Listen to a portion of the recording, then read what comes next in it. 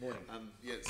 Just going back to the number of vehicles which are now licensed as ZEC.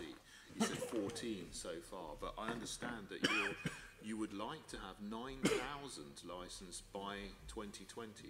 Is that the beginning of 2020 or the end of 2020? Is by the beginning of 2020, yes. So there's another 22 months to get another, still nowhere near 9,000. How realistic is that target? I think it is realistic, but not least because from a manufacturing perspective. So obviously we've had the discussion about the charging points, but from a manufacturer perspective, as I say, the early stages of the production line is quite slow. I mean, in Coventry, I've seen it. It is, the way it works is they're doing literally this detailed check of every single vehicle. Every single vehicle is laser checked on some sort of simulated shell. I mean, I can't comment on the technical detail. It's beyond my sphere of knowledge, but it was incredibly impressive, I have to say, what I saw from the quality control perspective. But then what happens as they refine and adjust the manufacturing process, then they are able to start rolling these off as a standard production line, which actually they start rolling off very quickly. If you add that to the fact of a second manufacturer with a compliant vehicle also having the ability to produce vehicles on offer, I think this is credible because vehicles can roll off quite quickly once they are once there's the production line process involved. Taxi drivers who've got a vehicle that's 15 years old now aren't allowed to use it anymore. They have to replace it with a ZEC.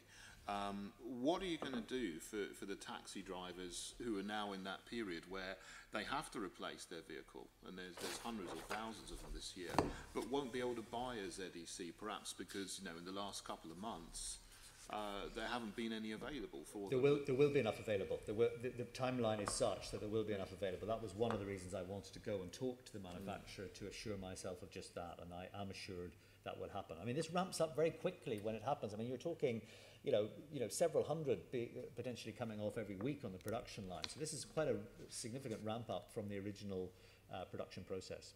Well, my point is, maybe that will happen in the future. I don't know if that's happening right now. It's beginning to happen right now as we speak, yeah. So I was there in November, and actually this is when they were going through that early stage, and actually the plan was to early in the first couple of months of this year to ramp up. I haven't had a particular detailed update before today's meeting. I'd be more than happy to give you some offline updates as to how many they are producing now, if that would help.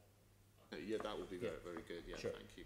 I do also think about the cost, the extra cost of the vehicles to taxi drivers. I mean, the TX5, I understand, costs about 65,000, whereas the TX4 was only 46,000. So that's a huge increase in the price of the new ZEC. I mean, a lot of taxi drivers just simply can't afford it, and those who are coming up to retirement aren't, just maybe deciding, well, we can't afford it, we're going to retire. I mean, how are you going to make sure that all taxi drivers can afford this and won't have to pay any more for the huge extra cost of the new vehicle? Of course, the manufacturers do allow a sort of funding arrangement that in the same way that anyone buying their own private car is allowed to have a funding arrangement where they pay a certain amount every month to contribute towards the purchase of the vehicle. And actually, if I look at the evidence of how much you save in fuel costs because of these cleaner, greener vehicles, then actually very quickly you get you recoup the charges. This is in standard normal operation. This is what's considered in standard normal operation. Now, of course, we need to keep that under review. We need to make sure that's credible in the reality of what people do in driving these vehicles around London. But actually, I'm confident that this is a good business proposition for anyone buying one of these vehicles. That's assuming that the cost of buying electricity from a charging point is cheaper than the cost of buying petrol or diesel. It's based on current assumptions, yeah. Okay. Yeah. One more question. There's the demographics of the taxi driving industry is such that there's more sort of people in their 40s and 50s, not so many in their 20s and 30s. There's a few coming in. I think we really need to look at promoting the knowledge to younger people, particularly with the push for apprenticeships at the moment, coming from Westminster.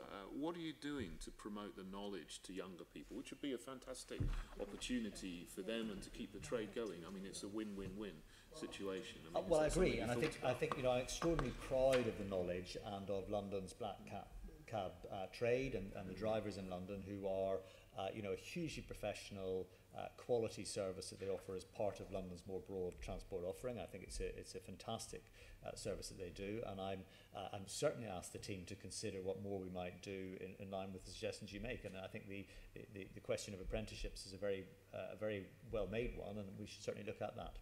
Okay. And not least, actually, by the way, if I may just add one thing, to ensure that increasingly taxi drivers are as diverse as possible as well and represent the city, particularly in terms of the number of women who feel able to pursue that career as well. Okay, thank you.